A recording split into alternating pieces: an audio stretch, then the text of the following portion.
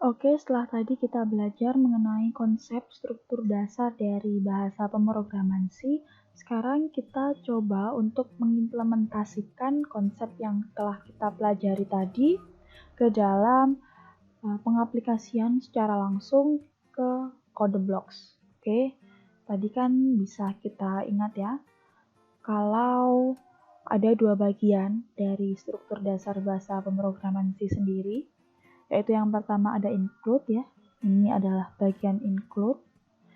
Kemudian blok fungsi main, ini adalah blok fungsi main. Nah, kalau kalian ingat ya, fungsi dari include di sini itu digunakan untuk mengimpor. Mengimpor apa? Mengimpor header file. Jadi di sini stdio.h itu adalah suatu header file, di mana header file itu adalah suatu header yang isinya yaitu file-file atau fungsi-fungsi yang nantinya akan kita gunakan pada saat penulisan kode program. Jadi header file itu sendiri berisi kumpulan fungsi. Nah, contoh dari fungsi tersebut apa? Contohnya adalah printf ini yang akan kita gunakan untuk mencetak pernyataan atau perintah hello world ini. Jadi, printf ya. Printf itu adalah sebuah fungsi. Fungsi yang diambil dari header file stdio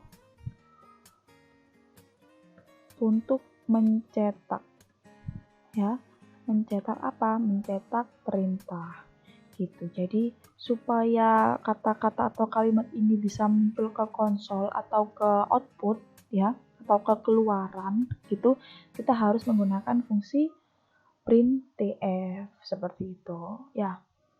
Jadi kalau misal kita tidak menginclude atau mengimpor header file stdio.h ini, maka fungsi printf ini tidak bisa kita akses. Jadinya kita tidak bisa menampilkan atau mencetak kata-kata ini ke output seperti itu. Nah, kalau kalian ingat lagi, ini adalah sebuah komentar, benar. Jadi komentar ini itu nantinya tidak akan muncul di output walaupun kita tulis seperti ini ya, tapi dia tidak akan muncul ke output karena fungsi dari komentar ini itu istilahnya cuma sebagai keterangan aja gitu. Nah, cara penulisan komentar ini kalau kalian masih ingat ya, ada dua, yaitu yang seperti ini. Penulisan komentar yang seperti ini itu hanya untuk penulisan komentar satu baris. Satu baris itu artinya seperti ini, memanjang, ya, tidak bisa ke bawah gitu. Kalau misal kalian tulis ke bawah seperti ini, lah maka akan error. Dia tidak akan masuk sebagai komentar gitu. Tapi kalau kalian ingin menuliskan komentar yang lebih panjang, ya, komentar yang lebih panjang gitu, kalian bisa menggunakan penulisan komentar yang seperti ini. Tuh. Kalau di sini, ini adalah komentar. Nah, maka ini itu tidak akan error karena memang ini adalah cara penulisan komentar lebih dari satu baris. Gitu ya. Kalau kita run, misal kita build and run, maka komentar itu dia tidak akan muncul di konsol.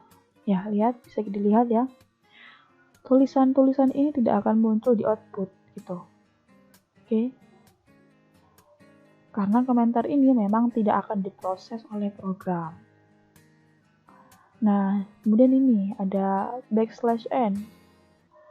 Ada yang ingat ini untuk apa?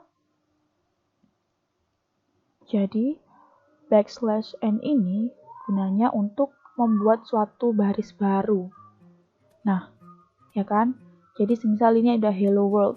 Nah, maka nanti backslash n ini akan membuat suatu baris baru di bawahnya.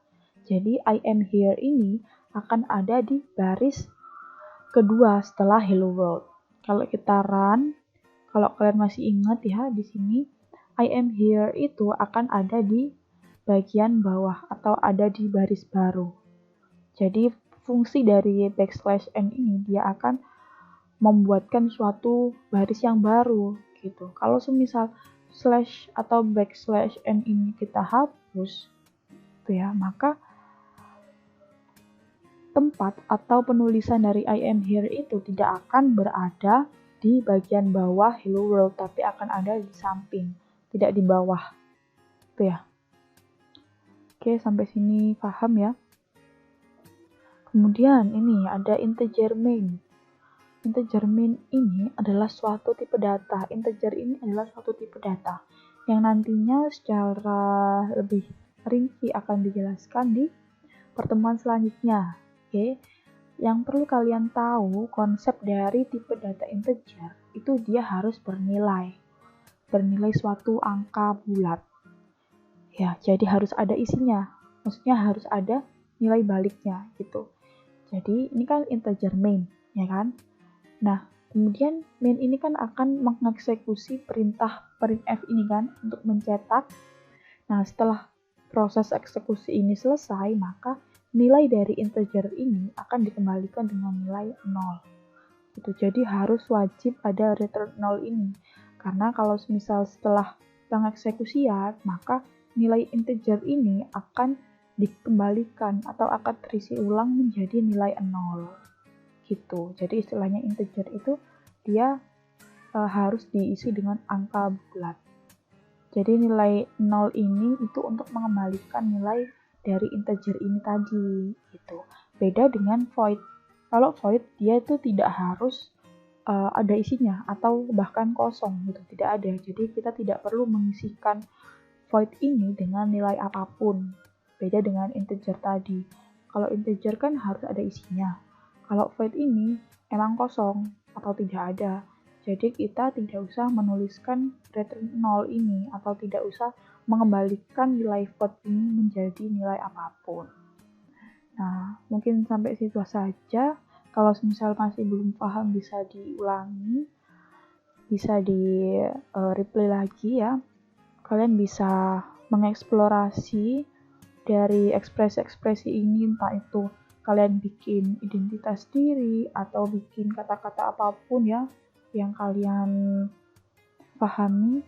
Kalau yang belum paham juga kalian bisa explore sendiri gitu, karena nanti kalau kalian nggak nyoba kalian akan susah untuk memahami atau menggali informasi lagi tentang kode program bahasa pemrograman C itu sendiri.